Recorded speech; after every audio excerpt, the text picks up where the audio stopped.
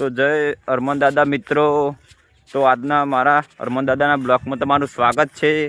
તો આજે છે શનિવાર અને આપણે જવાનું છે હરમન દાદાએ। તો આપણે તો અત્યારમાં આવી ગયા 4 વાટવા, 4 વાટી અને હમણાં જવાનું છે। તો હું તમને બતાવું મિત્રો, હરમન દાદાના બ્લોગમાં તમારું સ્વાગત છે। તે પહેલાં સબસ્ક્રાઈબર કરી નાખો અને એક લાઈક કરી નાખો। તો મળીએ આગળના બ્લોગમાં। મિત્રો હરમન દાદાએ જઈએ એટલે આવી વાડી આવે હ, તમને હું તમને બતાવું। જુઓ આ જુઓ, કોમેન્ટમાં જઈને લખી દો કહું હ, તમે જોઈ શકો છો। નીચર બી પડ્યા છે, તમને બતાવું છું। આ જુઓ, તમે જોઈ શકો છો। હરમન દાદા જઈએ એટલે હામવના અને ગોવિંદપુરાના વચ્ચે આવે વાડી, તમે જોઈ શકો છો। ખાલી અને કોમેન્ટમાં જઈને લખો જ ને ખબર પડતી હોય કે હું હ। જો ઉપર બી પાકો થઈ રહ્યો હ, જુઓ જો તમે જોઈ શકો છો ઉપર પાકો થઈ ગયો હ। તો કોમેન્ટમાં જઈને લખો ખાલી શું કહેવાય આને। જો ઉપર ઘણા બધા હ, દડે દડા હ ગાઈસ। તો કોમેન્ટમાં જઈ તમે મને જણાવો કે શું હ।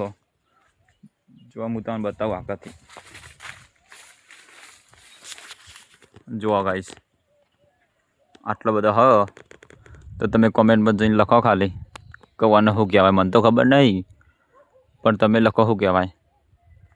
તમે જોઈ શકો છો, પાક્કું બતાવું। એક તો નેચે પડ્યું હો, આ રીત જો પાકો, આ રીત જો। તો તમે કોમેન્ટમાં લખો કે આને શું કહેવાય। મસ્ત એની વાડી છે, તમને જુઓ બતાવું વાડી।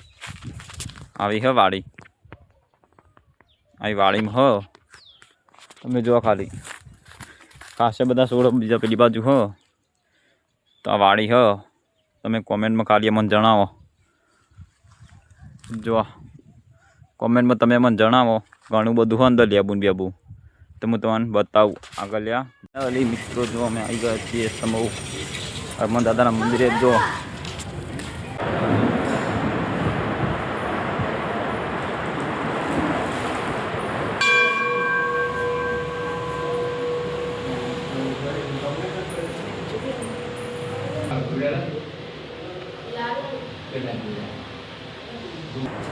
જોઈ શકો છો મિત્રો,